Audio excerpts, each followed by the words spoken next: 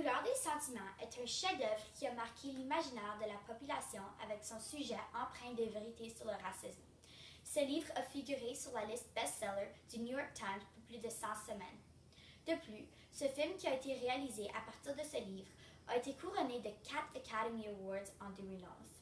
La couleur des sentiments est un roman écrit par Catherine Stockett qui a vécu le début de la ségrégation à l'endroit des Noirs, ayant été élevée dans le Sud à l'époque où la ségrégation était très importante. L'histoire raconte la maltraitance subie par les servantes afro-américaines travaillant dans des familles des Blancs au cours des années 60 à Jackson, Mississippi. En raison de ce que l'auteur a vécu dans le passé, à travers le roman, on peut ressentir la révolte et la tristesse de son parcours.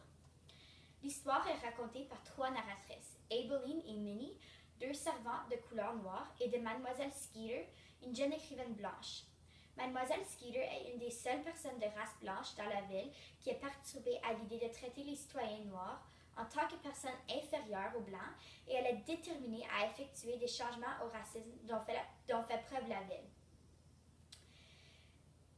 Les 3 narratrices se sont unies afin d'écrire un livre traitant du niveau de barbarie subi par les employés de couleur travaillant dans les maisons des Blancs. Cette histoire est marquante pour tous les lecteurs et lectrices, puisque l'auteur les force à ressentir la torture et la peur subies par les citoyens noirs qui ont vécu à l'époque de la ségrégation, même si parfois la société tend à oublier que tout ça est vraiment survenu. L'auteur Stockett est excellente à sa façon de rendre une histoire réaliste à travers des personnages auxquels les lecteurs peuvent s'identifier. Le thème du roman est clair et son humour mordant va réussir à divertir tous les lecteurs. Les personnages principaux partagent leur expérience de la misère et de leur bataille tout au long du récit, mais il est très important de mettre en lumière le fait que ces 3 femmes sont très fortes tout au long de l'histoire. Les problèmes vécus par ces femmes reflètent l'expérience vécue sur une base quotidienne par une majorité de femmes, ce qui fait que l'on peut facilement s'identifier à ce roman. Abeline est la première narratrice à représenter la force, car même si elle vivait le deuil de la perte de son fils unique, elle a trouvé la force d'élever May Mobley comme si c'était son propre enfant, ce qui doit être extrêmement difficile. De plus, son désir à réaliser le rêve de son fils en participant à l'écriture du livre est plus fort que la peur d'être emprisonnée, ou pire, qui pourrait constituer la sanction pour avoir écrit un livre si controversé. Ceci la rend incroyablement brave. La deuxième narratrice, Minnie, est sans doute l'une des plus fortes femmes de ce livre parce qu'elle s'est mise en danger pour protéger ses amis. Par exemple, lorsque Minnie a révélé l'incident de la tarte dans le livre, elle s'est rendue vulnérable parce que l'histoire permettait de l'identifier spécifiquement. Elle a agi ainsi parce qu'elle a utilisé cette partie du livre comme une assurance contre Mme Hilly afin d'empêcher cette dernière de briser l'anonymat des auteurs. À la fin du roman, elle a démontré à quel point elle est forte en laissant son mari qui la battait. Finalement, la dernière narratrice, Mademoiselle Skeeter, a démontré sa force en allant à l'encontre de tout ce qu'on lui avait appris à croire et en faisant confiance à son instinct lorsqu'il est question de racisme. Mademoiselle Skeeter a aussi abandonné tout dans le processus d'écriture du livre, comme par exemple ses amis, son mari potentiel et sa propre sécurité dans la ville, même lorsque fut découvert qu'elle était l'auteur du livre, ce qui démontre qu'elle est confiante et qu'elle a peur de rien. Ces femmes et les obstacles qu'elles ont franchis contribuent énormément au fait que les gens peuvent s'identifier à ce livre. De plus, le thème du racisme est exprimé tout au long du roman à travers plusieurs symboles. La ségrégation par rapport à la salle de bain est le symbole le plus récurrent et important du livre, même si beaucoup d'autres endroits étaient interdits aux gens de couleur. Les Blancs et les personnes de couleur ne pouvaient jamais utiliser les mêmes salles de bain puisque les Blancs répandaient une fausse conception selon laquelle les personnes de couleur noire étaient atteintes de maladies qui pouvaient s'attraper par l'utilisation de la salle de bain.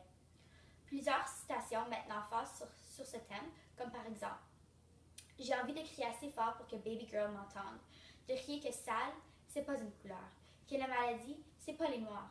Je voudrais empêcher que le moment arrive, comme il arrive dans la vie de tous les enfants blancs, où elle va se mettre à penser que les noirs sont moins bien que les blancs. » Et aussi lorsqu'elle dit « Parce qu'elle n'existe pas, sauf dans la tête de Leroy, les limites entre les blancs et les noirs, c'est pareil.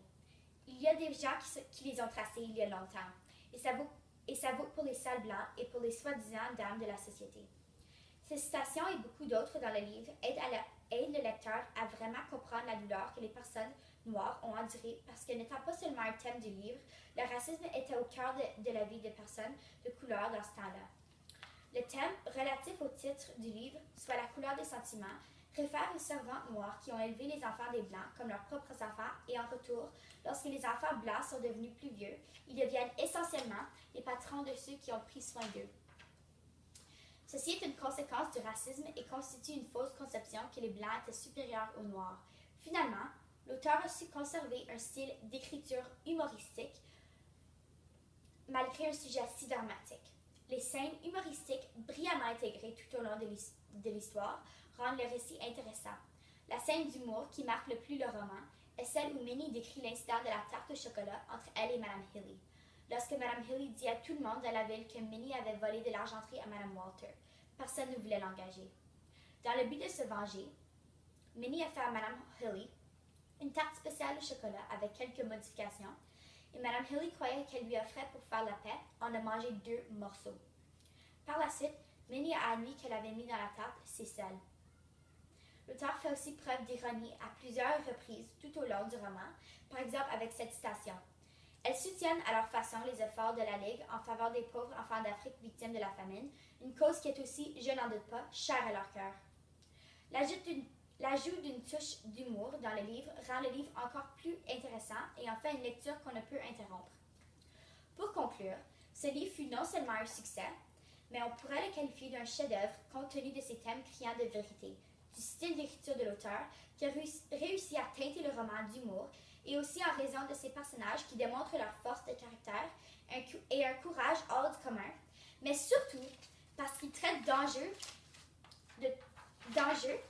qui sont toujours d'actualité.